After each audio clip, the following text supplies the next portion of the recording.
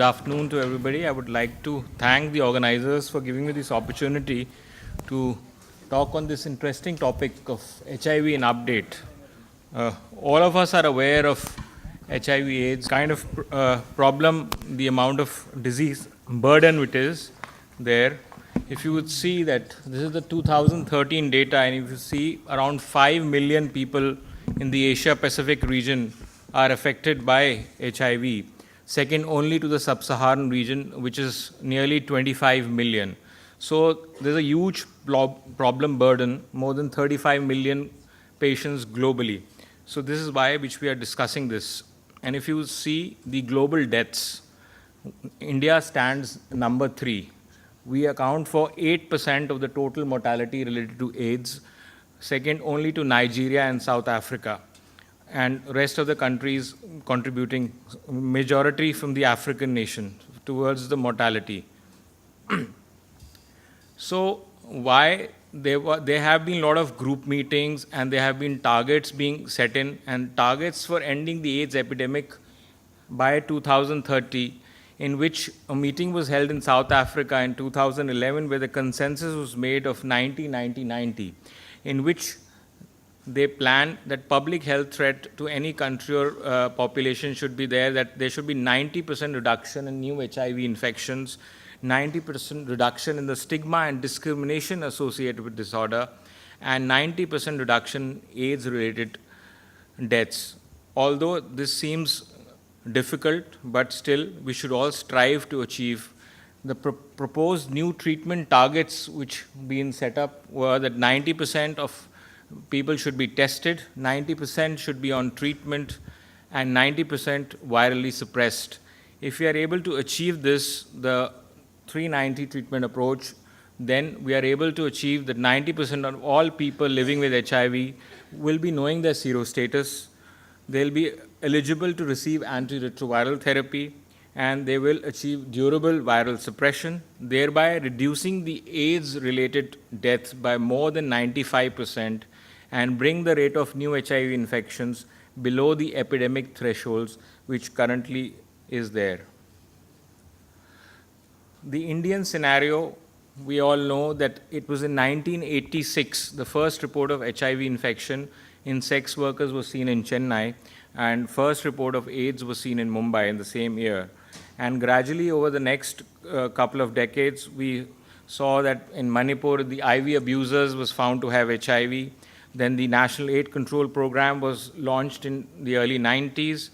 Thereby, the programs have been there, and pharmaceutical companies in 2001 brought in major price reduction in the antiretroviral therapies, thereby making it feasible for the Indian population to get ART.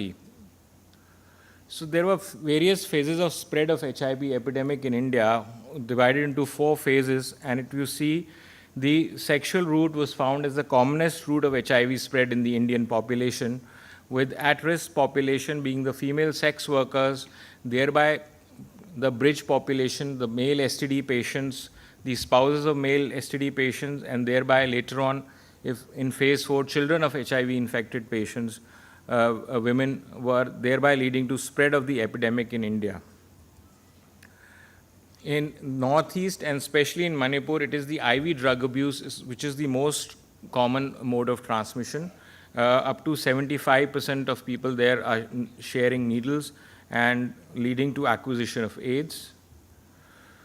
This map just outlines that in the southern state is which is the most concentrated. If you leave aside Kerala, the major epidemic is there in the southern states, whereas Delhi and the northern parts have a low epidemic state, and whereas in the northeast and Gujarat, we do see a lot of patients.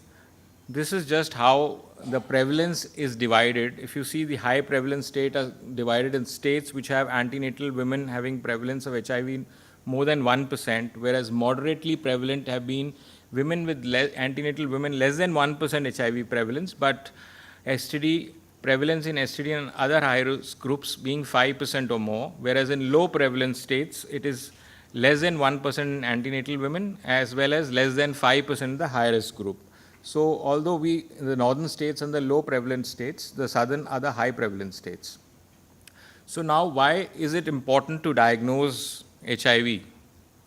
So the importance lies to start early effective therapy and thereby prevent spread of disease. So reasons diagnosing HIV infection, early diagnosis, there is no more evidence that you start up treatment early, the disease outcome is better. Effective treatment also decreases likelihood of spread, and partners of HIV infected individuals can also be tested. So it's very important to diagnose.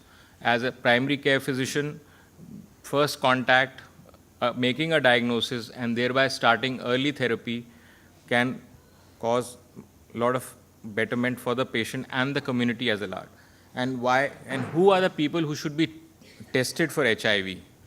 So screening versus the targeted testing group, and then comes the issues of confidentiality. So universal HIV screening is subjected.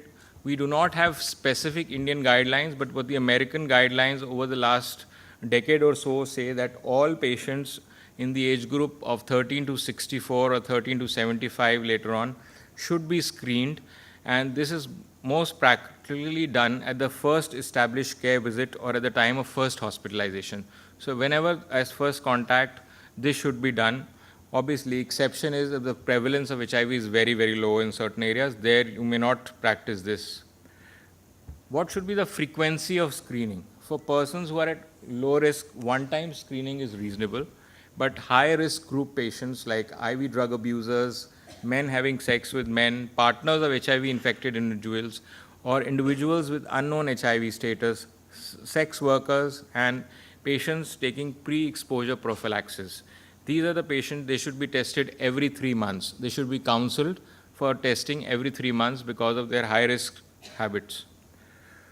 Coming to targeted testing, these are certain groups which would approach you and maybe demand or require testing, that is having recent HIV exposure, symptoms which are suggestive of new HIV infection, occupational exposure, especially in doctors, surgeons, needle stick injuries, or at the clinic while giving an injection, blood or organ donors, and pregnancy every time. These testing should be done. Consent and confidentiality is important.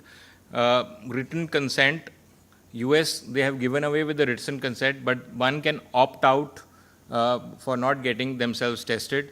Similar are the guidelines here that patient ideally should be giving a consent for getting himself or herself tested, or they can opt out for not getting tested. So how is the diagnosis of HIV made? This is very important. There's a lot of ambiguity as to how to diagnose. So obviously there are clinical signs and symptoms and there are lab testing. As far as clinical history and presentation, early disease, very non-specific symptoms are just like flu-like symptoms, constitutional symptoms, lymphadenopathy, just like any other viral illness. 10 to 60% may not experience any symptoms. So it's very difficult on the clinical grounds upfront to diagnose. But then period of clinical latency follows the acute infection, and there can be relatively few symptoms or signs.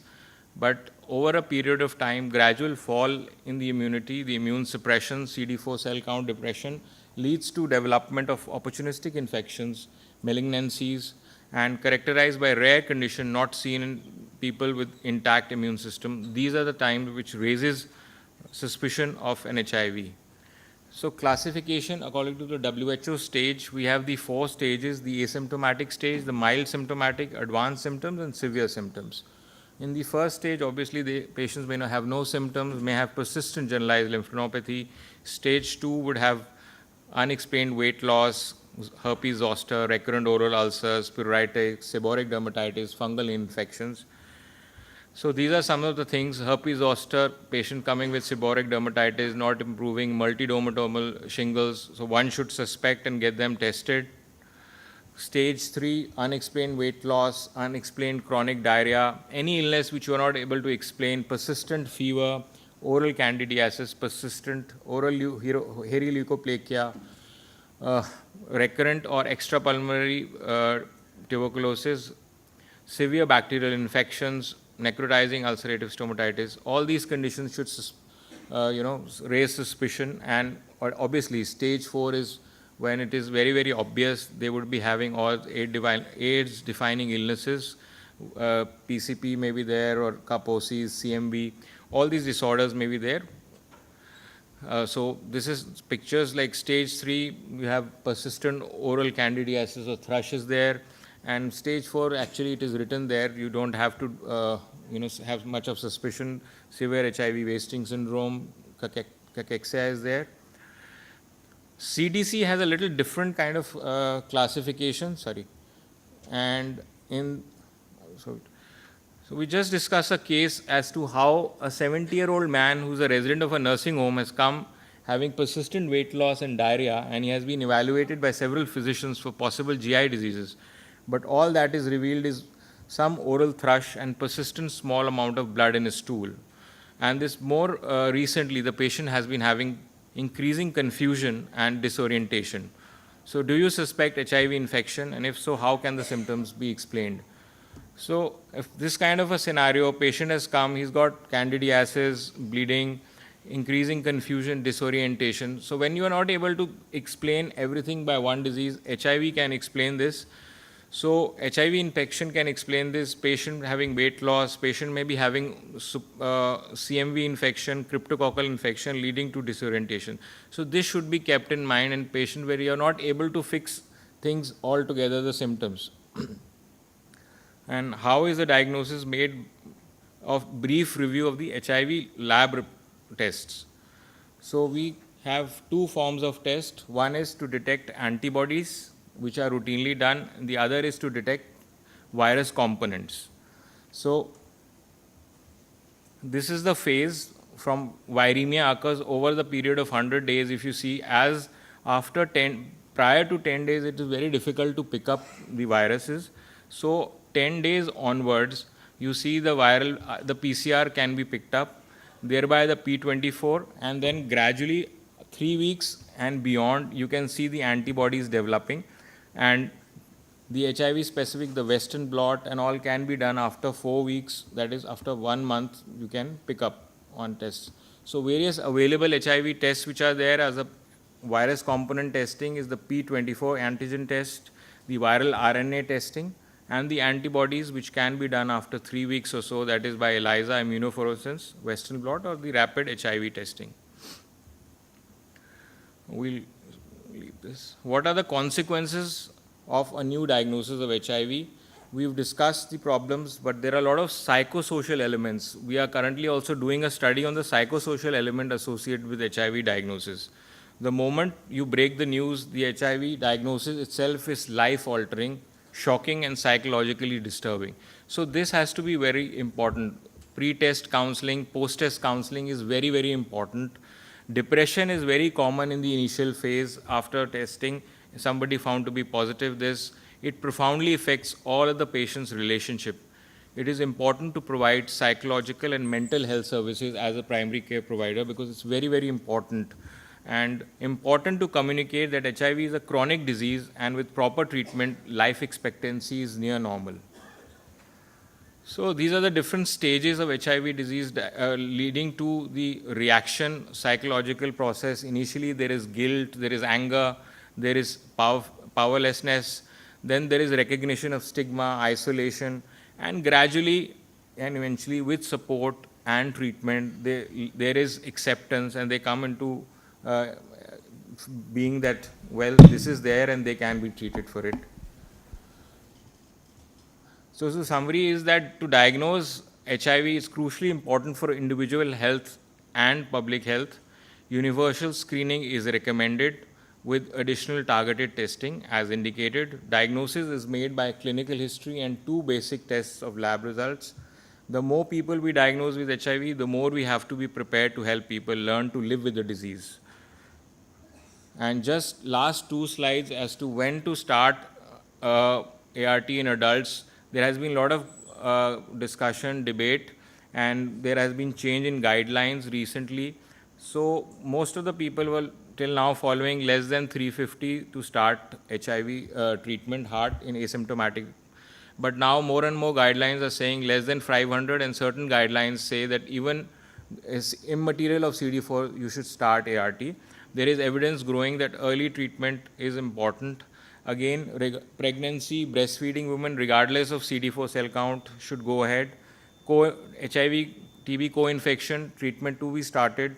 Similarly with HBV, if there is evidence of HBV chronic liver disease, treatment to be started.